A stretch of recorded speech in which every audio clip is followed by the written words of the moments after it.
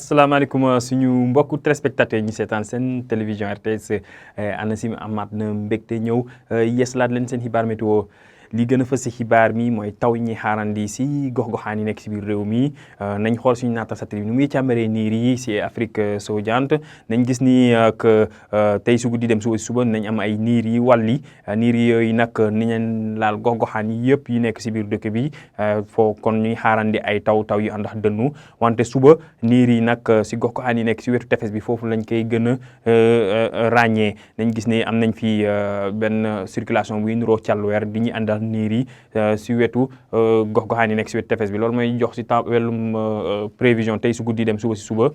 ay taw yu ànd ak dënnu yi ñuy xaarandi si biir réew mi rawatina si bët saalum réew mi suñ demee tamit si digg réew mi tamit ñu ngi fay xaarandi taw yooyu nag nañu wàlli dem si sow réew mi tey su guddi dem suba si si wàllum température nañ gis ni que température yi gën a ndaw ñu ngi koy xaarandi si gox-goxaan yi nekk Ziguinchor Mbour ñu dem ba Kaffrine Bakel foofu ñu ngi fay xaarandi 20 degré ñett si biir réew mi nag nañ gis ni que température yi nañ dem 20 degré ñeent ba 20 degré juróom suñ demee si wetu tefes bi diggante Dakar ba Ndar foofu température yi moom nañ dem ba 20 degré juróom benn wante si Podor foofu la ñuy xaarandi tàngaay guddi bi foofu lañ koy gën a nemmeeku ñu ngi fay xaarandi 20 degré juróom ñaar suba si ngoon si nag nañ gis ni que taw yi nag si gox-goxaan yi nekk si wetu tefes bi foofu la ñu koy gën a ràññee rawatina si diggante Ziguinchor dem Mbour ba Dakar ay taw yi nga xamante ni nañ àndax dënnu tamit suñu xoolee bu baax nañ gis ni que si gox-goxaan yi nekk wetu Fatick foofu ñu ngi fay xaarandi foofu ay taw yu yamamaay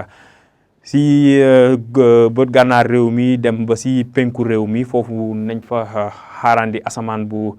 leer naaj bi moom dina génn bu baax a baax wante suñ demee diggante Kolda dem ba Kédougou foofu tamit ñu fay xaarandi ay taw yu yamamaay si wàllum température bi nañ gis ni que température bu gën a ndaw bi Dakar lañ koy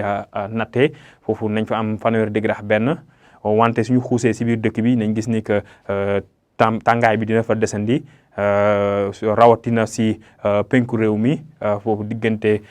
Tambacounda dem ba Bakel ba Matam nañ gis ni foofu que température nañ dem ba 20 degré juróom benn wante température bi fu ñu koy gën a fu mu gën a bëree mooy tàngaay bi fu ñu koy gën a nemmeeku mooy si gox-goxaan yi nekk si wetu Podor foofu am nañ ngelaw bi di jógee si